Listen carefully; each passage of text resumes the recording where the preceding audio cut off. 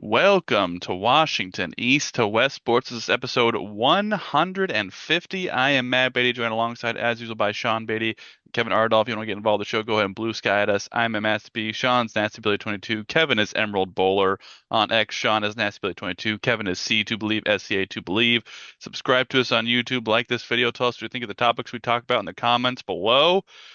We've been off for a couple weeks, gentlemen, and things have happened. Not anything like too crazy, but things have happened. The Winter Olympics happened. I'm sure some people have heard about all the great stories that have come out of the Winter Olympics, but I wanted to ask, while I've got the group here, Kevin, did you watch any Winter Olympics, and why is it curling?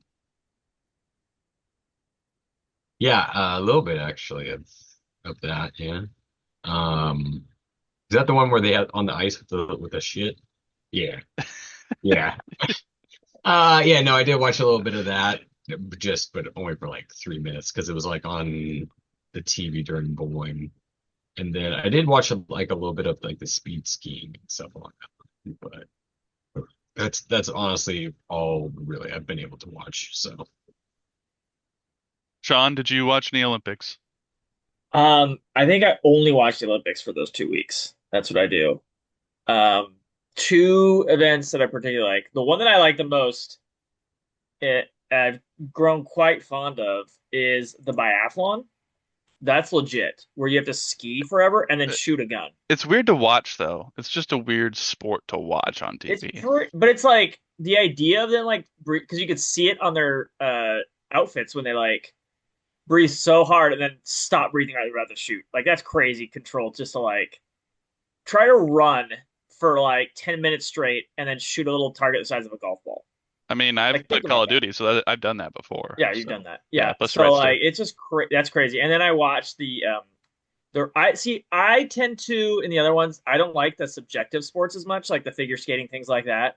I get that they're really popular, but like there's no like, there was a controversy in this Olympics about like who should have won a medal and all that stuff. I like the stuff where there's a definitive winner. Curling is fine and fun, but like I have it on, but I'm not super as into it. I like the cross races, and then by that I mean like the four snowboarders, the four skiers at one time, because that's like I like the time ones like the slaloms and stuff. But I like the added risk of like three other competitors in your heat as well. I like those, like where you could bump each other. There's some of that. There's some people who got kind of feisty during the run, so I like those. I like who the winner is, but you also there's a little bit of human element risk factor in there. So I like those. I like those things. So those are the two that I really watched. I watched every single like section of those that they had. My wife really liked figure skating, so I got into figure skating. I'm generally with, yeah. I get why people like it. Yeah, it's I, not for me, but I mean I get it. I get it. I mean, the quad got disappointed, so he'll have to come back in 4 years and He got a try team again. gold though, so He I did mean get a like team right. goal, but when you win the last 13 events, Yeah. expectations are high. So, and Yeah, you're the only one who could do a quad axle. I So, get the gymnastics and the figure skating are by far some of the most popular, and nothing to take away from their feats, of course. It's just you got to know your style, and it's not my style, but I appreciate what they do for sure. and obviously the hockey was great. But I did enjoy a lot of the big air stuff like snowboarding, skiing. I mean, those, like Sean said, I'm not usually a judgment kind of guy because it's how do you judge these like I mean, runs probably because against we each have no other? idea what But we're looking at. probably But that yeah, too. But it's just so cool to just see people like winter yeah, sports are just so much more extreme than the summer sports, so that's why it's a little more entertaining yeah, they're because crazy. they're They're crazy. crazy. They're crazy. Flying down the hill at 90 miles an hour or in a bobsled on a track made of ice that you could die on or head first down the track is pretty crazy. So Yeah. yeah, it's quite a good time and now I have no reason to have Peacock anymore, so I'll probably cancel that. But let us move on to the Seattle Seahawks. That's right. We are still basking in their glory. Sean's got his gear on. I've got my sweatshirt on right now. hang on. Kevin, what are you doing? What Hold are you on, hold doing, on, man? What are hold you on. doing? And this brings me to the first question. Kevin's coming back with his swag. Sean, what kind of swag did you buy already?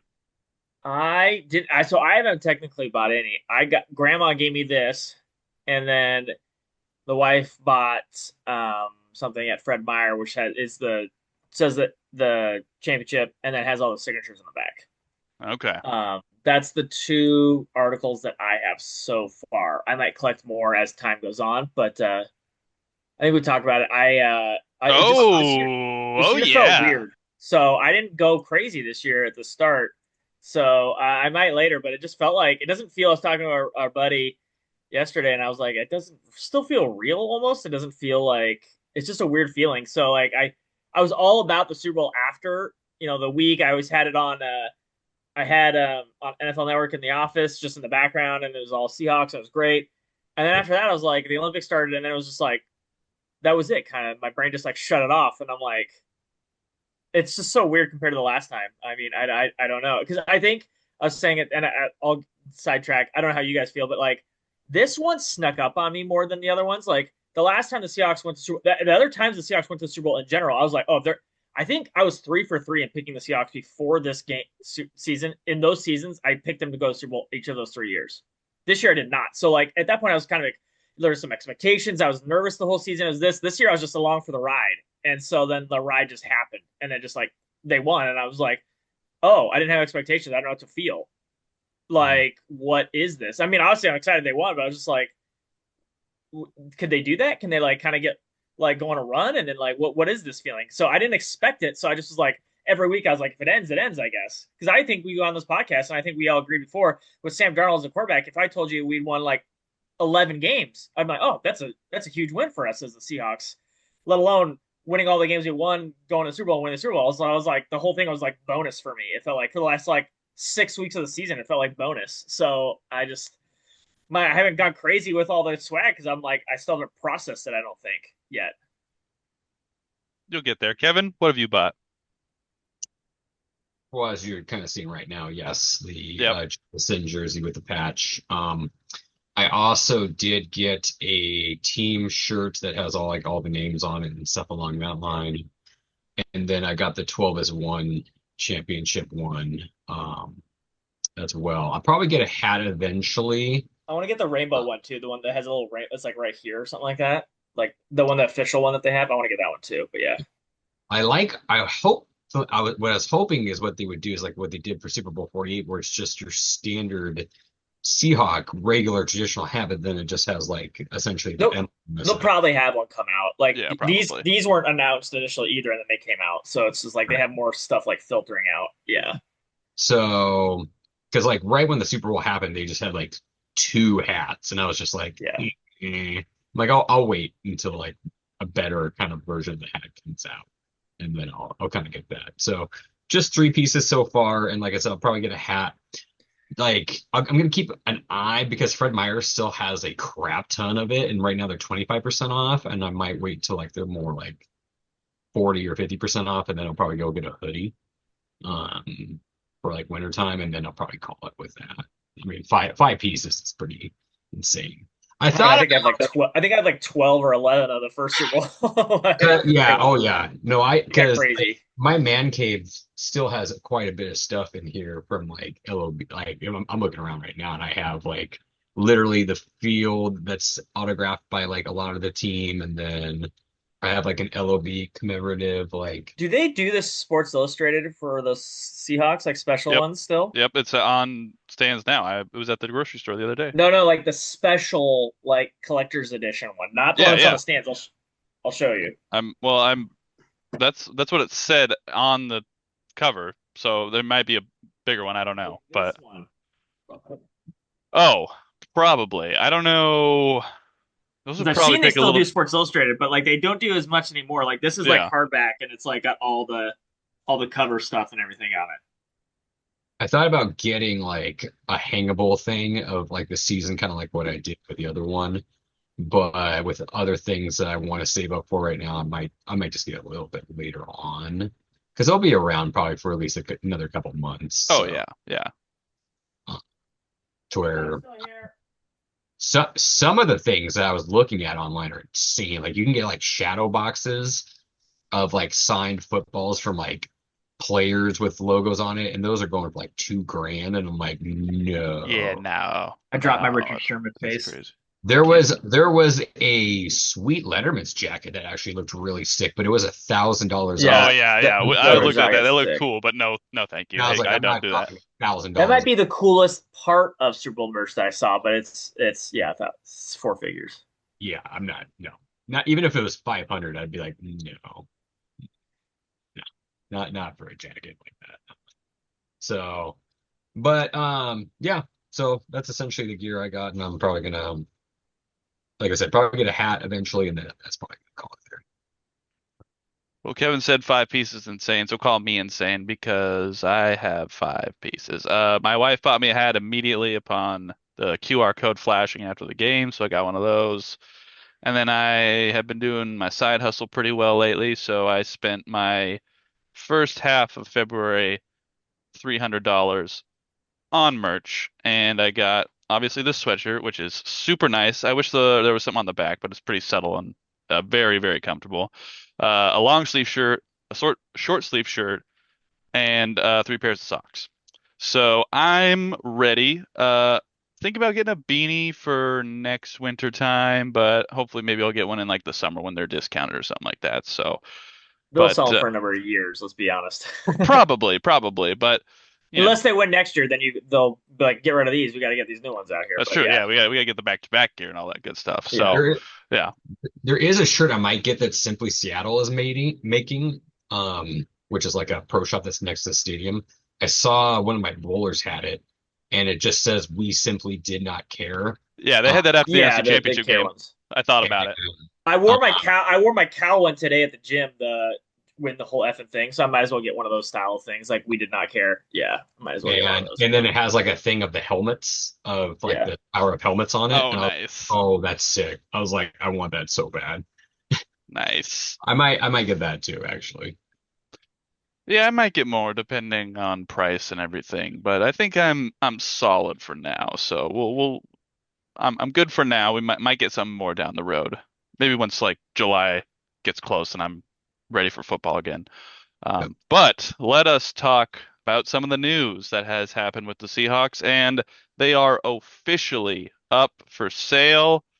The Seahawks were put up for sale right after the Super Bowl, basically, and they are estimated to be quite expensive. So if we want to pool our money, we're going to need a little more than just us. Estimates have been anywhere from 5 to 7 billion. Um, we talked a little bit about this on the show when it was reported that they were going to be up for sale, and now it is officially that they are up for sale. So now that it is official, you guys feel any differently, Kevin? How do you feel about it? Now it's official, official. Everything's no, I'm kidding. It's the same. It's literally we just yeah. You hope it goes to somebody who actually gives a shit that won't try to. Even though I know there's contractual terms that they can't move the team for at least I think it was 20 years. Um, but does that mean I want the team moving in 20 years? No. Like we always want the team here, of course. Um, so yeah, just somebody who actually gives a shit. And will represent the city of Seattle well. Yeah. So somebody who's not a piece of crap. Be great. Probably hard to find the combo those two things. Yeah, Yeah. probably. But Um, yeah. yeah, I was with a coworker and we were going to do a work thing in the car, and I was like, "Yeah, Seahawks are up for sale." He's like, "Yeah, it's pretty crazy. I heard Musk and Bezos are interested." I'm like, "Where'd you hear that?" And Yeah, he, that's some Facebook yeah, nonsense. and I was Yeah. like, and I went on my phone immediately after he said that and like looked for any news that I had like Wow. missed, and I was like, "I don't know where you got that from, man, but I don't think that's right, because People just no to name both of those billionaires. guys." People Yeah, just name exactly. billionaires, but like Yeah, Musk doesn't even know what probably American football is. yeah. Like what are we doing? And Yeah. and honestly, if Musk bought the team, I might not be opposed to them moving, honestly. I don't really want Musk around, but uh, it's yeah. I'm curious uh who jumps in. Uh, they're so expensive. It feels like it's gonna have to be a group as opposed to one person. Like sports franchise teams are just so expensive these days that sure one billionaire could do it, but that's even for a billionaire that's billions. So I think it's going to be like an ownership group. Obviously the groups that come to mind are the Kraken ownership group, but I don't think they are interested or want to do that. But if they did, that makes sense. I And think then they already outside of that, sorry, what was that? I think they already said that they're not going to. Oh, okay. So, it's just Ballmer has been a name thrown around, but I haven't heard any interest from his camp or anything like that. So, um, it's going to be interesting to see who exactly is interested and willing to buy it, and then you know what they do afterwards, because ownership is important, and you don't want terrible owners coming in and ruining a team that just won the Super Bowl. Not that they're going to be Jerry Jones necessarily, but I know that Kevin has had his issues with Jody, but overall, I think Jody, in her time as the trust owner of the Seahawks, has been pretty solid for the most part. Sean, what do you think? I think she's done great. She Yeah. pulled the plug on. There's a lot of people who didn't want Pete Carroll fired. She did it, move, and they got the right guy. So like undoubtedly. So she made a tough decision that a lot of teams. It took Pittsburgh how many years, Matt? We had an argument in 2020 when I was a sales rep about Mike Tomlin and Pete Carroll. I was right on both of them. That they should get rid of both of them, and neither have won a playoff game since we talked about that. You when you're stuck in limbo, it's so hard, and they Pittsburgh let him sit for a decade plus, just not moving the needle either way.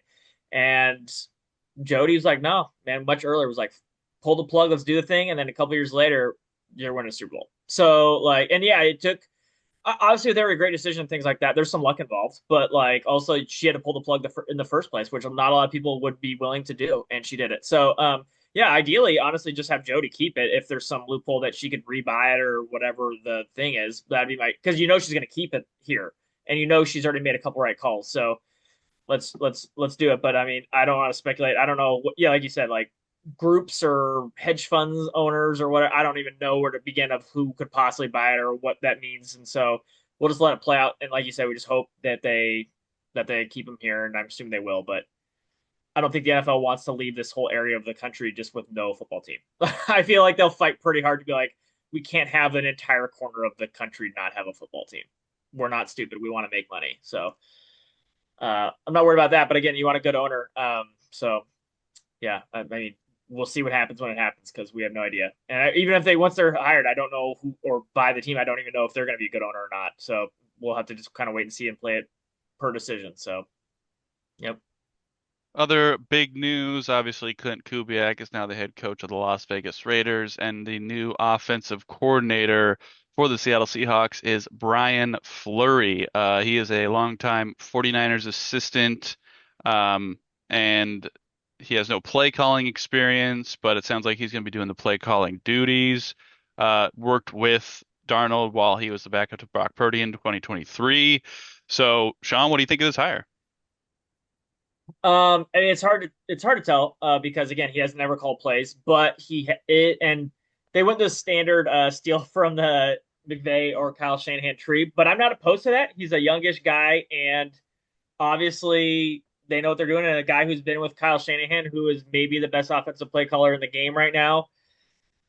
You could do worse, other than an unknown. I don't pretend to know who all these like third or fourth string guys down the line are for these teams. So like Sean McVay, he was unknown at the time from the Kyle Shanahan tree. Let's see how it goes. I don't have a because like who was it, the UW guy at least had like college play calling experience, so we kind of had an idea. But this one we're kind of really winging it. I don't know what he thinks, what his individual. He's probably going to call kind of something similar from a Shanahan, but he's obviously going to have his own tweak to it. So see what his tweak is. I guess I don't hate it, but again it's more of an unknown, like the owner. I don't know what to make of this. He's not some like I guess it's a solid B because he's not some like old like like got to pound the rock 40 times kind of guy. But other than that, I don't know what his personal style is. So I guess we'll wait and see. Yeah, he's 7 seasons under Shanahan. He was the tight ends coach last 4 years, added title of run game coordinator in 2025. Um, so, you know, So what was he? What was he when his Sam was there a couple years ago? he was the tight ends coach. So I don't know how much did he have Oh, with sorry. Sam Kubiak though? was San Francisco's passing game coordinator in 2023, the year Darnold backed up Purdy. My bad. My bad. Kubiak? No. Oh, you, oh, Fleury. Fleury was oh, the you said Kubiak, so I was like, oh, sorry. okay, okay.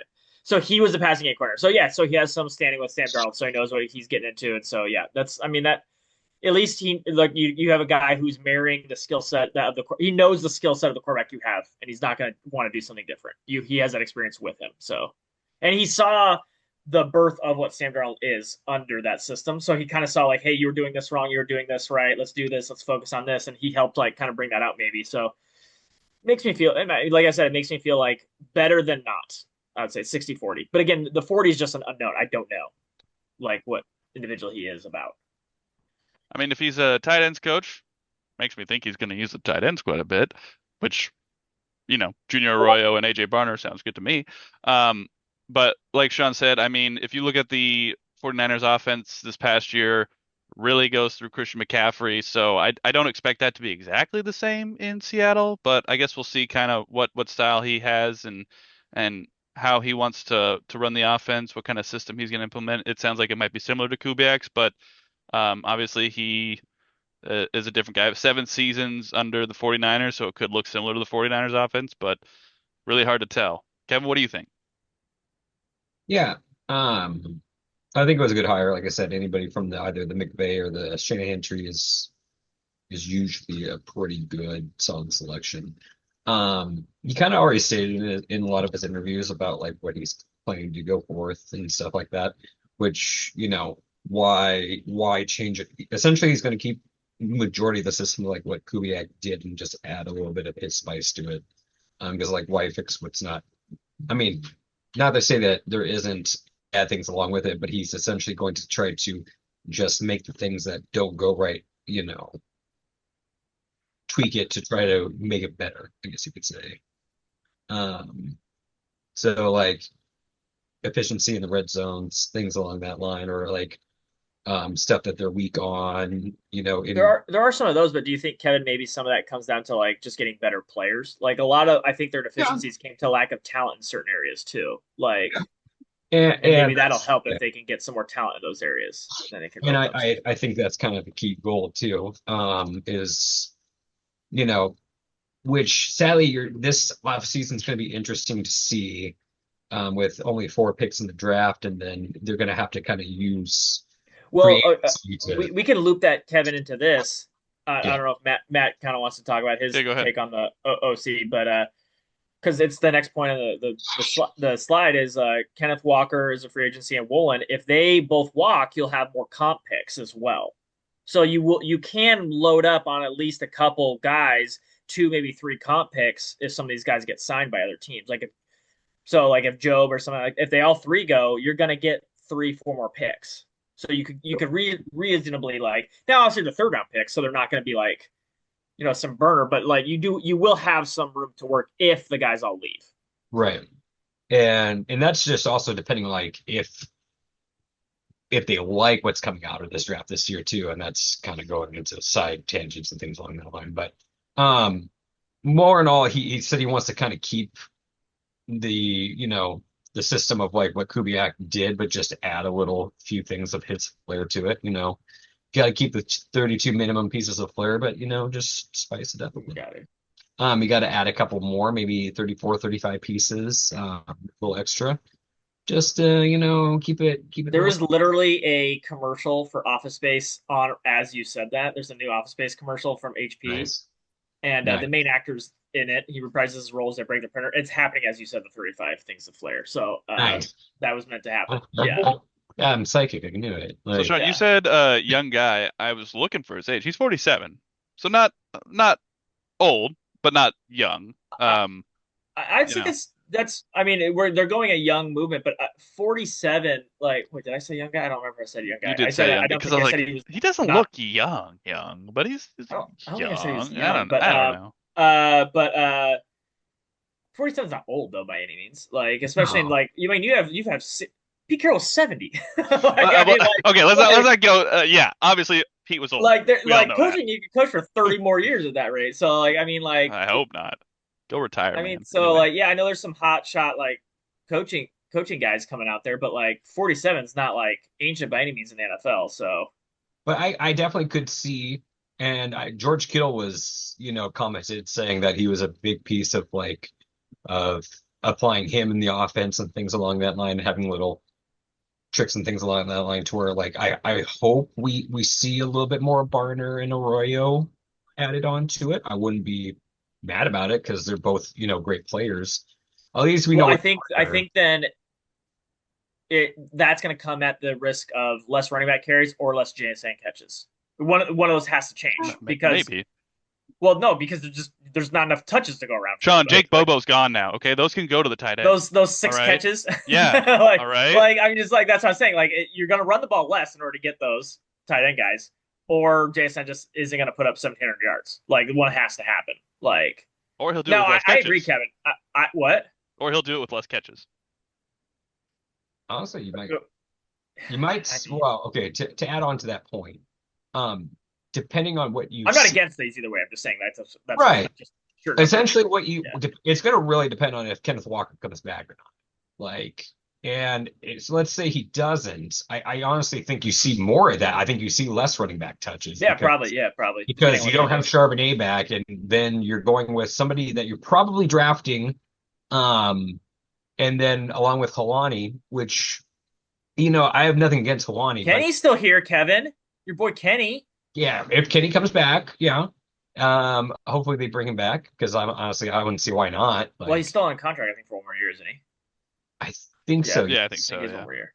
Yeah. Where you know you would probably essentially do a little bit less of feeding. Since K9's not there, you're going to go a little bit more to a passer, heavy pass offense. Not to say you're going to abandon the run, of course, because you have to have some a part of the run game, but with what you've seen with Darnold this year, if you can get him a little bit better protection, aka get rid of Mr. Bradford, or at least make him a backup. You can make everybody on the team likes him apparently, and as we were talking, you can make him a backup. I think he'd be a okay backup, but go get a right guard, and just let Sam Darnold cook a little bit.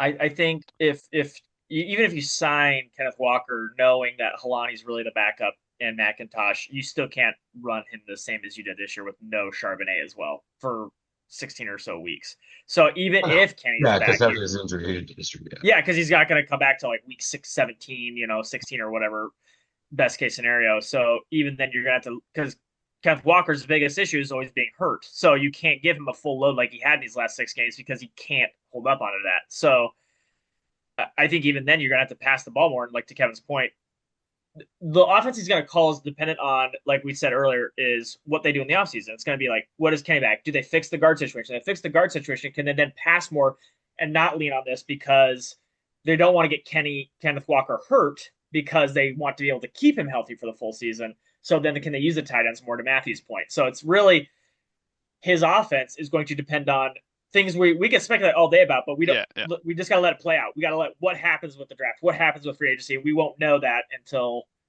it happens. Yeah. So Sean, you said young guy, and that's why I was like, young guy. So I went and looked at his resume. Started in Maryland as an intern assistant, then at Sacred Heart for 3 years as a secondary coach, then to Towson, his alma mater, for 3 years as a special teams coordinator, defensive backs coach, then to the Buffalo Bills for a quality control coach, then to the Cleveland Browns for an assistant linebackers and outside linebackers coach, then to the Miami Dolphins as a football research analyst. So I know you love him, and then over to the San Francisco 49ers from 2019 to 2025 as the defensive quality control coach for 1 year, offensive quality control coach for 2 years, tight ends coach for the last 4 years, run game coordinator, and now offensive coordinator. I do So like that he's been around though and seen things like from different teams. I like that he's been around new places. Like, and then he ended with Kyle Shanahan. To Kevin's point, like, it'd been one thing if you're with Kyle and you went to a bunch of places, but you went to a bunch of places, saw how a lot of people do certain things, and then you end with someone knows how to run an offense in the NFL, and Kyle.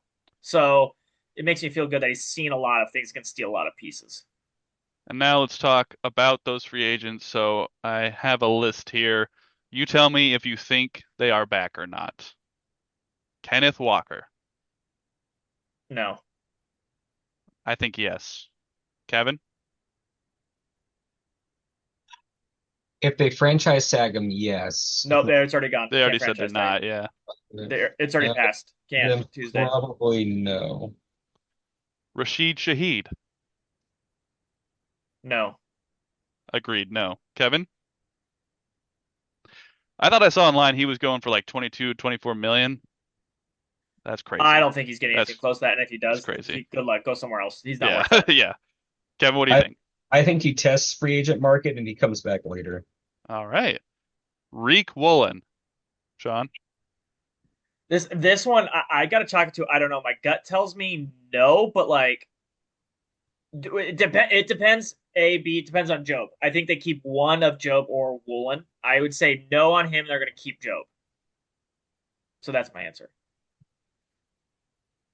I hate to agree with you, but I do think you're right just because I You think can't let Job is both gonna of them walk. yeah, I think Job is He's gonna gonna want cost a less. little bit less. And this is a great corner draft. We'll get to that later. So I feel like they can replace one, but you, like Kevin said, you have 4 picks. You don't need to go into the draft trying to replace 2 corners of your 4 picks. Like you don't need to do that. You could have the money to sign one. And Kevin, the double question, Reek and Josh Job. I think you keep Josh Jobin. I think Reek goes to Vegas. I am all for, and to be honest, if all 4 come to the same price, I would love to keep all of them if they would all come to the price that I want, and I would be willing to pay. It's going to shock people. Like I'll pay Kenneth Walker honestly because not like crazy money, but like I got to give him some money because he did earn it, did it when we needed him to. But man, like I'm not going to give him 15 a year like to play that. But like we don't have a running back that I really trust right now. I'd give him 10. Personally, I'd give him 10. I think that's probably what he'll I could get. be talked into 10. I could be talked into 10 for 3 years, 4 years, maybe option of fourth year. But I could be talked into 3 for 30. Right tackle Josh Jones. He's a backup. All these backups, yes, if money's right. I don't know. No, sure, I don't I think know. yes on a cheap deal, Kevin. I don't know. Sure, With yes. because you don't have much draft picks and stuff, I think they do. Yeah, but it's gonna be like he's gonna maybe get a million, 2 million a year. Yeah. I think they're like 1.5 is probably because Yeah, he's been in the league long enough that he has to his minimum is like 1.4 or something like that or yeah. whatever it is or something. Yeah, I don't know. Boye Mafe. No. I would love to see him come back, but I do agree. I don't think he's coming back. Kevin? No, just because Also depends on if Tank retires too. That plays a part in this as well. if who retires? Lawrence, he's talking about retiring. Oh, Oh, oh, So I mean that frees up money. So like I mean like that's what I'm saying. Like what this yeah. play I think wants to run it back. I really do. I don't see that I happening. wouldn't be But the you never know. saddest if You never know. I Yeah. wouldn't be the saddest if he retired. Honestly, like this is a great draft, and you could get Mafe and then draft an edge too. That this edge class is awesome. I love this team, this Kevin, draft. what do you But think? I think Mike McDonald's just gonna find somebody to replace him, to be yeah, honest. that's a caveat to a lot of the defense. I'm like Um, I trust Mike to do whatever he's gonna do. I mean, Uh, especially with the amount of undrafts, like if you look at like, because I think what Okada was undrafted, and then I think Drake or what's Yeah, his or, you're the linebacker you're talking about. Yeah, linebacker, yeah, was yeah, undrafted. Like you could find a guy that's like solid that's going to be coached up by Mike that could replace it. Like, yeah. yeah, I trust Mike to find. Tariq Young, No, wide receiver. also No, no, yeah. no. Kobe Again, Bryant. no. I think yes. I do think yes. I think they'll bring back Kobe. What's he gonna play Safety. over who? He was out there the entire time. He'll play the same What? position he did. No, he didn't. It was Julian Love and then Nick Murray. He lost his job. Whenever he's healthy, he doesn't play. Let's see, snap percent sure. Kevin, what do you think? no, And then last one on the unrestricted side, Chaz Surratt. I don't know who that is. No. Okay. All right. Well, let's do restricted while we got a little bit of time for a break here. I'm gonna throw 3 names out there. You tell me if any of them are coming back. These are restricted free agents: AJ Finley, Jake Bobo, and Drake Thomas. Greg Thomas, yes. I think Drake Thomas is the only one of those that will come back. I Yeah. think Bobo has more value here than he has anywhere else. So I think he comes back. They will resign Boba because he was the best blocking wide receiver in the NFL. Yeah. Chris Stoll, long snapper, tight end Brady Russell, defensive lineman Brandon Peely, and wide receiver Cody White. I think the long No Cody, snapper will no probably Cody come White. back. Long snapper might. I mean, I don't know how good long snappers are. I don't pretend to know that. So if he's good, And then does this guy Peely run is, fullbacks? Does this guy run fullbacks? Because then maybe if he keeps Brady Russell, because they run multiple fullbacks, but I don't know. I don't think that's going to happen. I think, I would rather not run two yeah. fullbacks out there, but yeah, Um, Peely, you probably bring back on like a super cheap deal. Yeah, And then long snapper, how old is he? that's a great question. I I don't have no actually idea. know. But they can snap for a long time. I feel like though. It's more snap and block. Like, yeah, I'm worried about. Well, they don't really block actually because they're really He is not. 27. Yeah, they could snap the ball Yeah, forever. yeah, you can get him on a super cheap deal. And Yeah, then two exclusive rights free agents, George Holani and Ty Okada. I think they signed into those to sign them. They'll be on the team. I think they did already. I saw something on Bleacher Report that they were planning to. I thought it was either Twitter or Bleacher Report that they did already. But continue forth, and we will look. I'll look that up. So All right. Well, we will take a quick break and we will come back, talk about some Seattle Mariners. We'll be right back. Washington East West Sports. Thank you to our sponsors.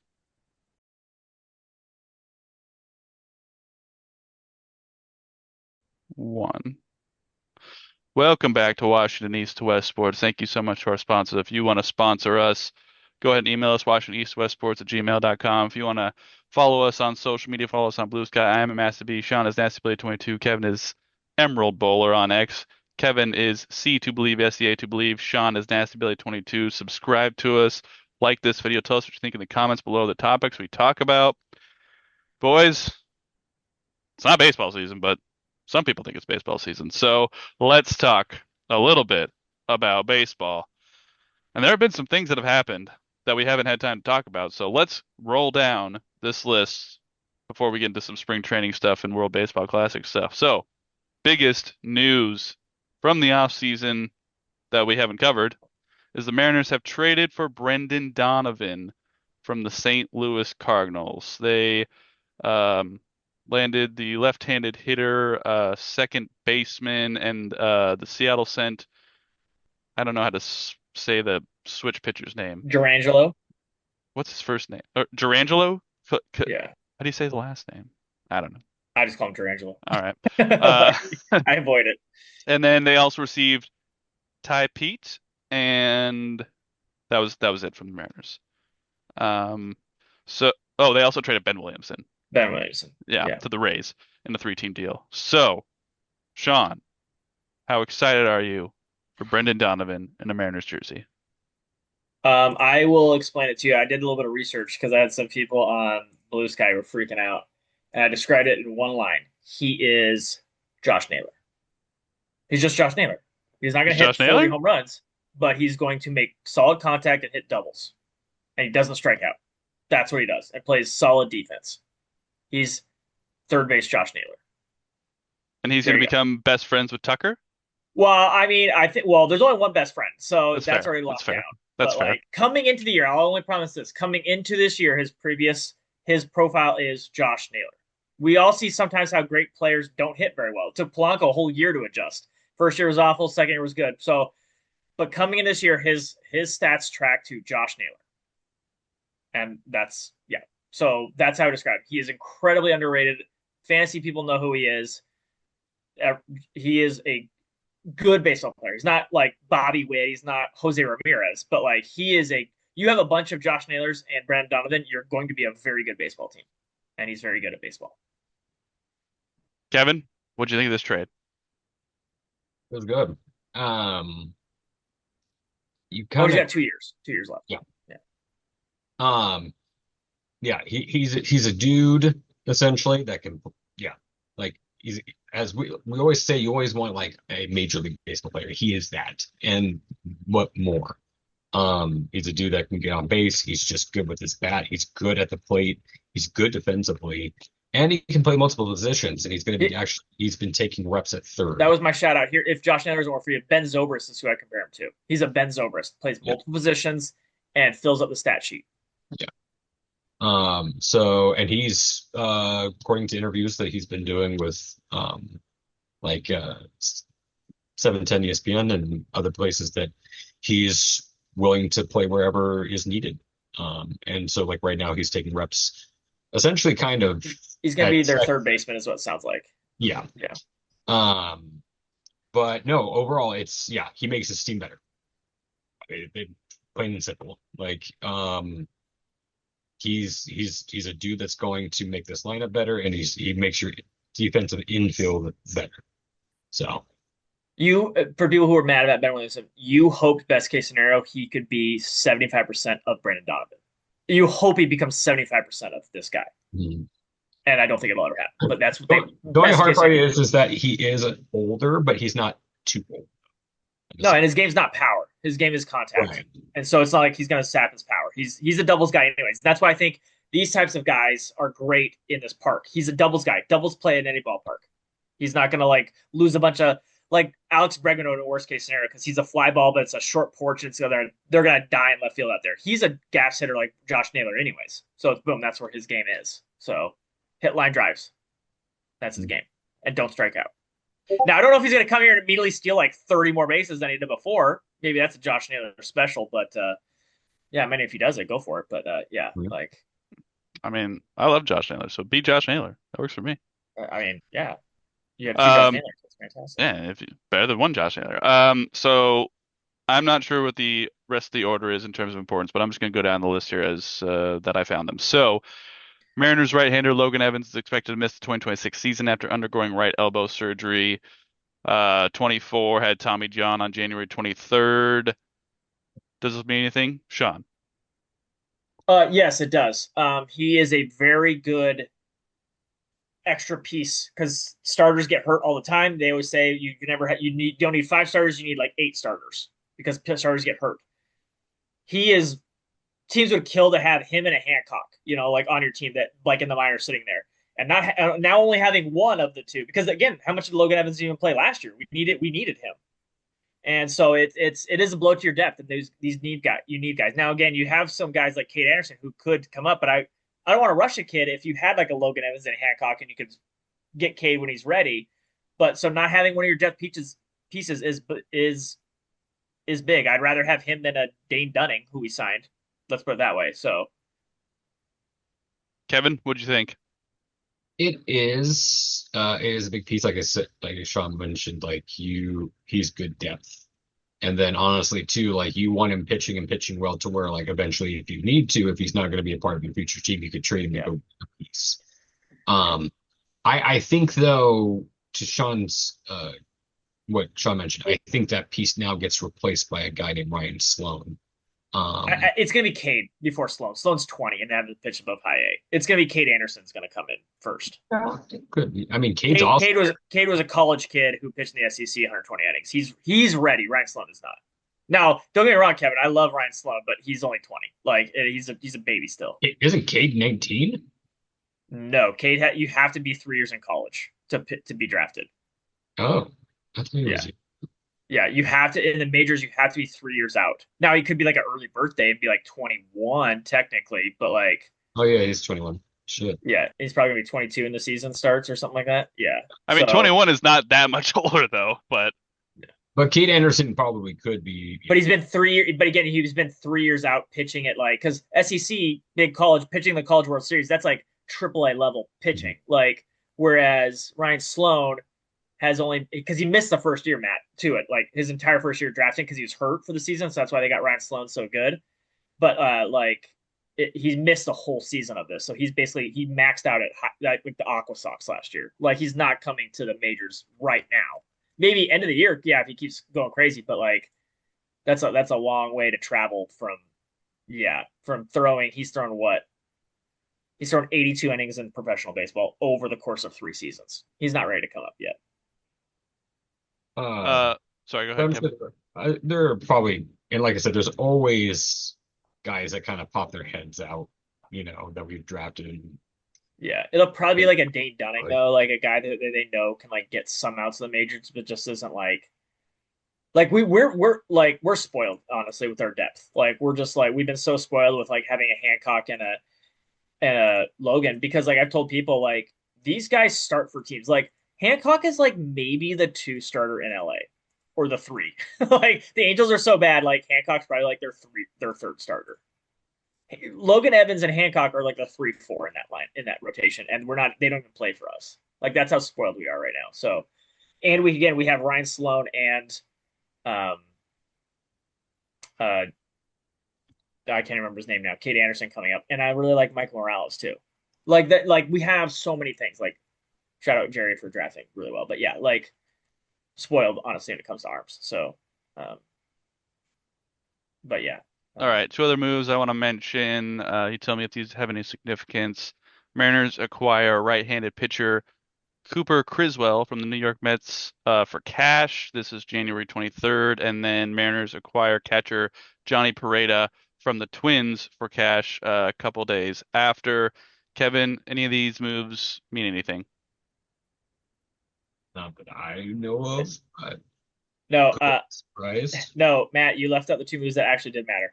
So the catcher does not matter because they did go back after Cal Raleigh asked them to, and pitchers, and they signed Mitch Garver, who's on the team again. Um, I that's was one gonna, that matters. I was gonna get there. So Mitch Garver is the one that matters because they trust Mitch Garver. I'll lay this out for everybody again, and I know you got at least Kevin agrees with me. Mitch Garver as a DH was bad. He did not live up to that contract, but Mitch Garver as a backup catcher was good as the role of backup catcher. He's a good backup catcher. The Hmm. catchers, the guy we traded for, the other guy we signed in the offseason, they're not as good as Mitch Garver is as a backup. He should So not you're be our saying DH you're anymore. saying Mitch Garver is the backup. I mean, like, I don't know if like what they know behind the scenes or whatever, but they specifically asked for Mitch Garver, and so they signed him to a minor league deal. So he has to like earn the spot, roster spot. I don't know what contracts wise all that entails on the other end, but yes, I think he is the second best catcher they currently have that's ready to take that step. So I think he's fine backup catcher. Kevin, do you agree with So that? what's up? A I lot. asked I Kevin if mean, he agrees with that. we're going to see it over the next, and we're going to talk about this too. Essentially, over the next couple of weeks, as that World Baseball Classic comes, you're Yeah, going to find that out because you're going to have a lot of young players play, essentially, yeah, while yeah. while players are gone. Yeah, yeah. Mitch Garver's WRC plus over last year was like 91, which is below league average for hitter. But again, he's a catcher. What's his name? The guy we got, Andrew Kisner, who we got. His WRC plus over the last 2 years is an average of 45. He's half the batter Mitch Garver was last year. If you thought Mitch Garver was bad, I'm just saying that. That's usually the standard. Backup catchers are usually awful, awful, awful, awful people at hitting. And Mitch Garver was not great, but like compared to other backup catchers, he was a really good hitter. So like I'll like just temper your expectation of what a backup catcher is hitting. Like most catchers don't hit, starters don't hit, and Especially Mitch Garver since is we better than technically, starting. What's what up?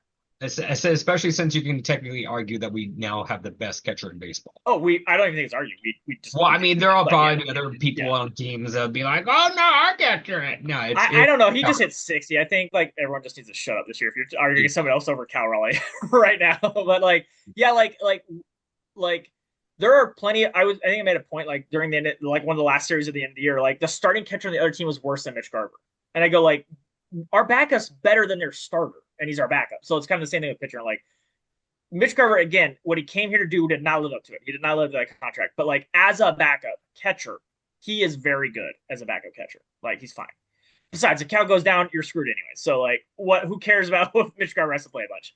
And then the other one, Matthew, is who we traded Harry Ford for, Jose Ferrier, the lefty from Washington. I thought we talked about that. Did we? Okay, yeah. I thought we did. we That was a while technically ago, wasn't He yeah. throws it? nice pitches. So Yeah, hopefully they again. It's kind of like Mike with the defense.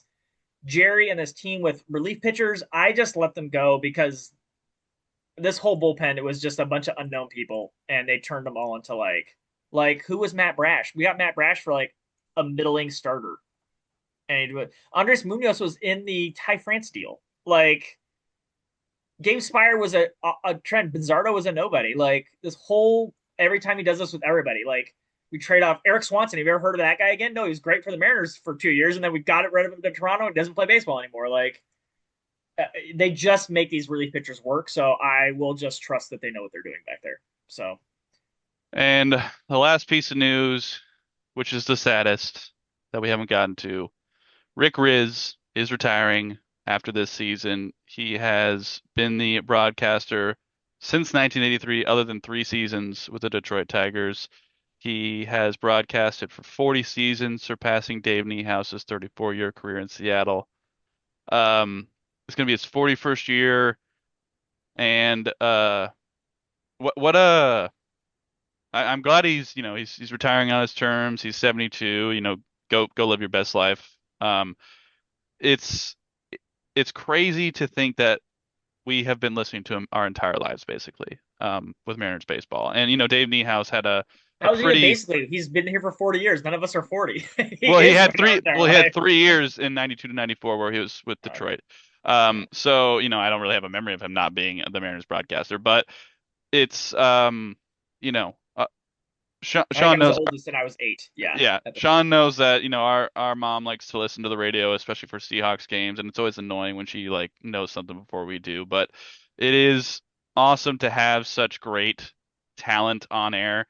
Um, and you guys have talked about Aaron Goldsmith. I think he's great, so I think that's hopefully a long time broadcaster for the Mariners. It's just great that we have such longevity with these guys and that they are so good at what they do. And listening to Rick Riz and to hear his calls throughout the year. I mean, it's just this year I might try and listen more to the radio just to soak up this last year of him because there are a lot of great broadcasters in baseball. Obviously Vince Scully comes to mind, but Riz and Niehaus are two of the best, two of the goats. So it's going to be difficult to fill his shoes. I am sign me up to fill his shoes if you guys have an opening. I mean, you do have an opening, so sign me up. But I don't think I'm going to be as qualified, but that would be crazy to follow the shoes of a legendary broadcaster. Kevin, what do you think? No, yeah, a great career. Yeah, it'll be fun to, listen to him over, um, the course of the season. But I think the future is kind of solidified it too with, at least on TV wise, but just in my opinion, I'm biased because I really like him a lot. I like Aaron Goldschmidt. Like Aaron Goldschmidt as is other than Dave Niehaus has been probably my favorite. Um, Announcer since Dave Niehaus, just because of how crazy he gets when like crazy plays get, and just and the fact that he literally could have gone elsewhere. He was offered lead positions elsewhere and turned him down because he wanted to be here in Seattle. So, And I think he saw Rick Rizzs might retire, so he gets the free yeah, run and here. that too. Yeah. So like with him becoming the main guy now, um, I think that's a good thing. Do you Nothing think he's against. gonna do radio, or is he gonna like do both? He might do a little bit of both, but I Does he think do the? I think I loved it when they do the. They used to do the knee house where you do half and half, like the last couple innings, or they'd flip and things like that. I love that. I uh, think they should do that. yeah. Part TV, then part radio. It's hard though. It's hard as a. It's got to be hard as a broadcaster though to know which one you're on and then remember that. But Yeah. And So sorry, go ahead. we'll see who they decide to replace Rick Rizzs with as their Yeah, um it's gonna be interesting. Like I have no idea who could replace him. And baseball is one of the harder sports to do play by play because there's a lot of dead air. There's a lot of kind of waiting for pitches, and you've got to be like, oh, first and second, no out. You've got to set the scene a lot it, more than other sports. So, you Sean, what do you think? also, I think the hardest part is that, but it's also the. Sometimes you just need to shut up too. And like there's guys who just talk too much. And I'm like, just stop talking as much. Like you don't have to fill every single second. yeah. Like, and Rick did it so well where he knew when to let moments breathe. He knew when to like. It's gonna be even Aaron has some shoes to fill because I mean, yeah, Kevin agree. He's been great, and you could see him coming as the next up and coming guy. But man, it is hard to follow Niehaus then Rick Riz. Like it is back to back like goats.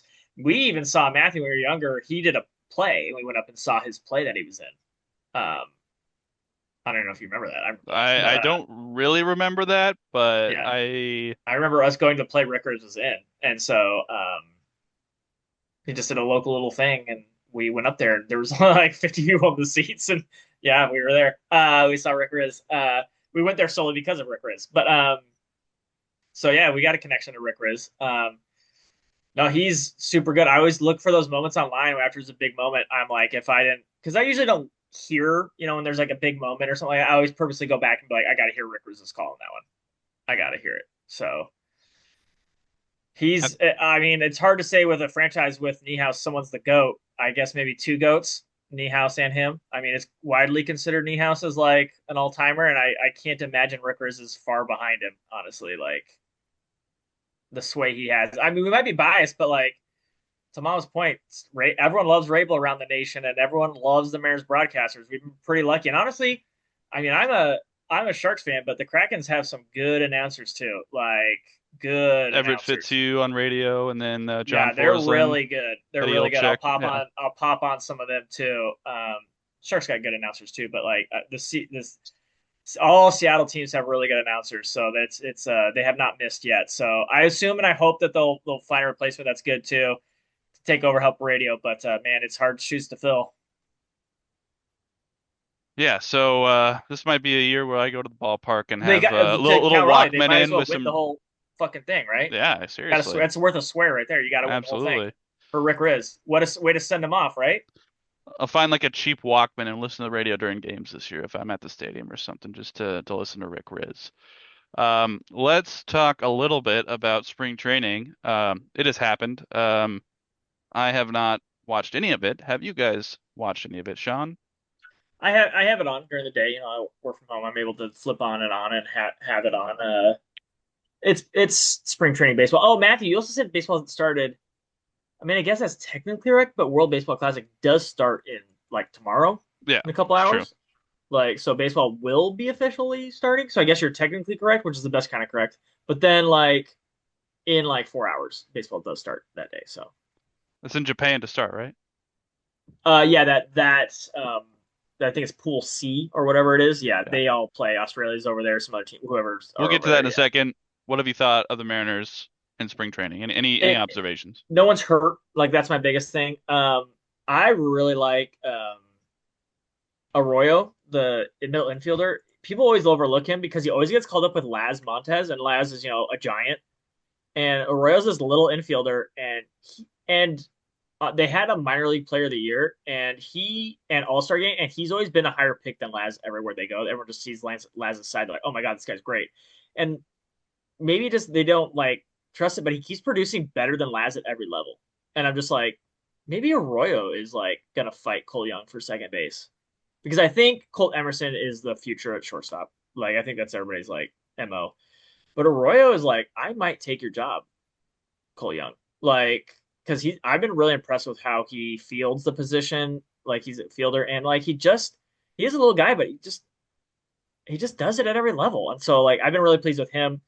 Ryan Sloan, to Kevin's point, has been fantastic in the minors. Hasn't or spring training has only I think he's only thrown like 1 or 2 innings, but it's been fantastic. And Hancock's new repertoire, he throws like almost 97 now, guys. Like I don't know this, and he's like getting better and better each year, and his pitch stuff was a lot better this year. So seeing him progress, hitters wise, I just don't. There's no one like I need Cole Young and these other kids to do it. I trust all of them doing it in the minors against all these other kids. I don't care in spring training. The next test for Cole Emerson and Cole Young is do it in the pros. So like I mean when it matters. So I'm not looking for anything offensively, and I just want some of these young pitchers to like Ryan Sloan to be healthy, pitch another season, do these things, and just be healthy. But like they're the pitchers, it's easier because you can see how your stuff's progressing and your stuff is grading, and they're learning so much. And to Kevin's point earlier, and other scouts came over to the thing and watched Kate Anderson and uh, Ryan Sloan throw, and they're both like, "Oh my gosh!" And they also said that about Colt Emerson. They were like, scouts came over to the cage, and this is per Ryan Divish. They were like, "Wow!" When they heard him just in the cage, like the sound off the bat, everything like that. They're like, they love his swing. They love that kid, and that kid's also only 20. But yeah, these young kids are. I don't need them. Everyone looks at the stats like the oh, did you hit 800 or what's your OPS or whatever? I'm like, it's my spring training. How does it look? How does individual bats look? How are you adjusting? Are you not overwhelmed? Because again, even three out of five, 3 out of 10 times you're gonna get out on a best all-star. So like spring training is so small sample size. I just need to however you look. Do you look overmatched? No. Okay, check that box. Now let's get you some real at bats against some real major leaguers, and that's the next step for a lot of these kids. And so just don't get hurt at this point. Just don't. No one get hurt. Cal, please be healthy during the World Baseball Classic. Other Mariners, Josh Naylor, please be healthy. But other than that, no, it's been fun just to watch baseball again. And no one's knock on wood other than Logan Evan got hurt already, but no one else has been hurt. So nice. But yeah, I guess now I forgot his name. I was just talking about Arroyo. He's my little sneaky little infielder guy. I like him. There you go. Put some respect on his name. Kevin, have you watched any spring training? I've listened to some of it, and I've seen some highlights. And then I've been seeing like practice sessions and stuff along that line. That have got me like Kate Anderson's appearances have been very impressive. Just the kid's filthy, and the fact that he's lefty too is really nice. Jose Ferrer's practice sessions have been very impressive, and it's going to be nice to have. That's good to see because essentially, like all we had was Spire last year as a lefty in the pen, so to have another lefty that you can kind of go to that if you feel like Spire doesn't needs a rest or just doesn't have his stuff, you could go to him essentially. Like, and then also like when they come back, if you're using Spire against certain players in one inning, you can then go to Ferrer when they come back through the rotation again. Like, and Yeah, that's huge. It's so important. Yeah. Like, because they got stuck. They just yeah. didn't have any other lefties. Now Yeah. they don't worry about that. So now to have another lefty into the caliber of Ferrer too is really nice. Spire had a good. I liked Spire last year. Spire's fantastic. He's amazing. Yeah. He's in the World Baseball Classic. He's pitching for one of the other teams. Like he's fantastic. Or he's pitching for America. Yeah, like he's on America's team. Like he's very good. So to add Ferrer's caliber as your next lefty too in your bullpen is just it's so good. Like but yeah, keep people getting their reps, like I said. And then with the World Baseball Classic, I'm going to be probably watching it more now because, like you said, you're going to see a lot of the younger kids get shots, like Michael Arroyo. Laz Montez is going to get a lot of look to see what. And now, is he going to be going against the pitching that we want to see him against? Not necessarily, but at least you're going to get a little bit more sample size of what you're going to see out of him. Yeah, but he just turned 20. He just turned 21 and is going to be slotting at AA, AAA. So at least like. Just give you some at bats. Yeah, he's not going to be competing for opening day roster spot anyways. No, but I mean, like at least you want to see him in a more higher projected situation along that line of more stress. And yeah, so I'll be kind of and just maybe and see if there's some kids that we're not really talking about that might be turning some heads.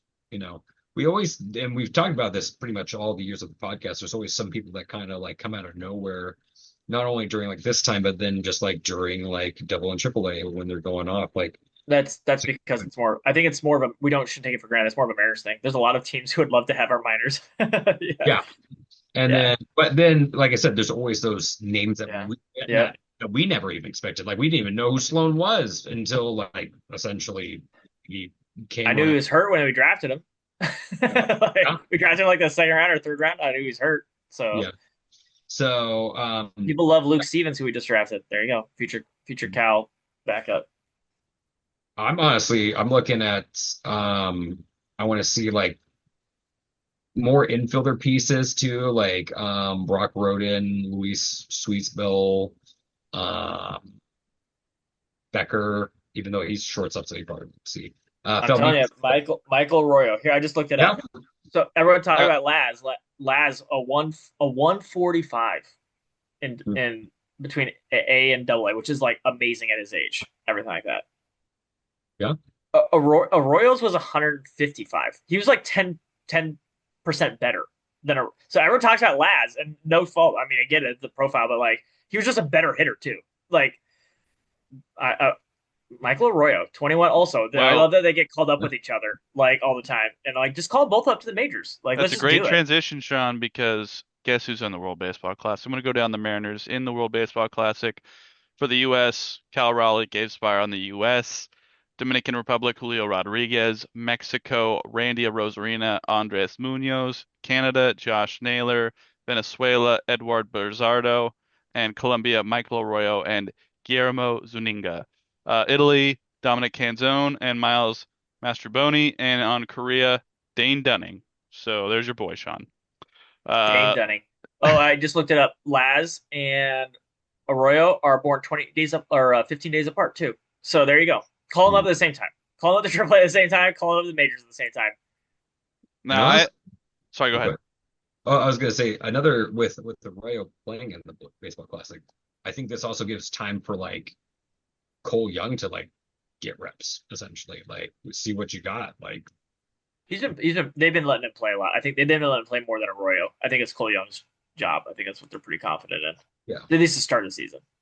Yeah. Cole So, Young's also a baby. He's only 22 as well. So And then we uh, also have Stelson, the big freaking Dominican Republic kid that we were hyped about. yeah, he got hurt so much his first year that really stuck. I mean, he's been like great, but he's just behind. He just turned 20. So Yeah, like yeah, yeah. he's still a baby, but And he just finished last year at high A because he missed a good chunk of the year. mm. But yeah, I mean, let him play at high A again, and maybe because we could go see him play Kevin, maybe that too. A little selfish, and then before he leaves again to go to Double A. so the tournament technically begins March 5th, Thursday, but since it's in Japan, it's technically tomorrow. But um, and then it concludes with the championship game on March 17th in Miami. I haven't really heard a whole lot of buzz, but can I safely assume that uh, favorites are U.S., Japan? I would assume the Dominican Republic has a pretty good shot, and Those are the big three. You just listed the big three in the Vegas odds. Yeah, yeah, and then America has as big as odds as anybody. Everybody maybe else combined. Canada, No, maybe Venezuela is number four. Venezuela's number four. Interesting. Okay. Um, yeah, so it'll be interesting to see how it goes.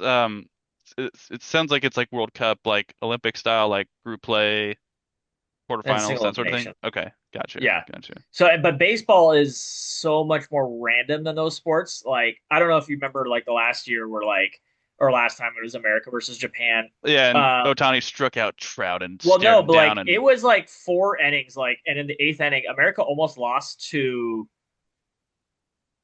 was it Venezuela or something like that? They were like down in the eighth, and then Japan almost lost to Chinese Taipei. Like they were down to like the seventh or something like that. So it's like these single elimination games really work for other sports, but for baseball, it's a real crapshoot. And I'm glad that we got Japan versus them, but like it could have been Chinese Taipei and Venezuela very likely last time too. So like you get to single elimination baseball games, all bets are off. And we are not pitching Paul Skeens or it's Scooble in those games. So we're pitching our C and D people. So you get one guy gets blown up, has a rough one inning. That's it. America's out. So, and those are single elimination games. So you really got to watch those single elimination baseball games. Like Randy hits a grand slam from Mexico, your team's home. Like that's it. Like, yeah. So And America you starts. watch the one that you got to watch is the Czech Republic because those are the dudes who are like electricians, firefighters, things like that. And yeah, they struck out Otani last year, or last time. So let's do it. Guy became a celebrity because he struck out Otani. Puerto So Rico could be a sleeper because they're coached by this fancy guy. You might have heard of him, Edgar. Yeah, Puerto Rico's only problem is that not a lot of their teams are playing because of insurance issues. So yeah, they're yeah, not playing their full roster because insurance issues and traveling. So right. yeah, It's also or weird because else you would Puerto be Rico correct if like, is part of well, America, but whatever. don't get me started. Yeah. Yeah, but yeah, like Uh, I agree, yes, but like Yeah. I also didn't make up the insurance issues. So yeah, uh, so so the U.S. is playing Brazil on Friday at 5 Pacific on Fox, and then they are back the next day playing against Great Britain, also at 5 o'clock on Fox on Saturday, March 7th, and then they have a day off before coming back to play Mexico on Monday at 5 p.m. And then they have Italy on Tuesday at 6 on FS1 to wrap up pool play, and then it goes into single elimination on March 12th. So root for those Mariners who are participating in the World Baseball Classic, and boys, 3 weeks away is opening day. So Cleveland Guardians are coming to town for 4 games. So baseball is here, and real baseball will be here before you know it. So let us know what you think of the Mariners and their moves, as well as the World Baseball Classic Spring Training. Go ahead and blue sky us. I'm Master B. Sean is NastyBilly22. Kevin is Emerald Bowler on X. Kevin is C to believe, SCA to believe. Sean is NastyBilly22. Subscribe to us, like this video. Tell us what you think of the topics we talk about in the comments below.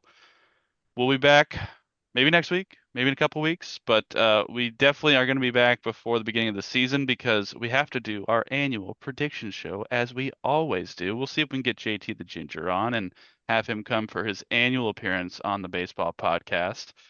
So, with that, we will see you next time on Washington East to West Sports.